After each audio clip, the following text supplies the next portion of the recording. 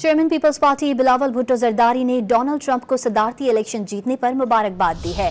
बिलावल भुट्टो जरदारी का कहना है कि डोनाल्ड ट्रंप की जीत जंग मुखालिफ फतह है। उम्मीद है अमेरिका की नई इंतजामिया अमन को तरजीह देगी। बिलावल भुट्टो जरदारी ने उम्मीद जाहिर की है कि अमेरिका की नई इंतजामिया आलमी तनाज़ात को खत्म करने में मदद करेगी। चेयरमैन पीपल्स पार्टी बिलावल भुट्टो जरदारी ने डोनाल्ड ट्रंप को सदारती इलेक्शन जीतने पर मुबारकबाद दी है।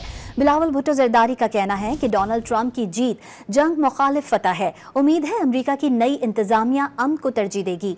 बिलावल भुट्टो जरदारी ने उम्मीद जाहिर की है कि अमेरिका की नई इंतजामिया आलमी तनाज़ात को खत्म करने में मदद करेगी।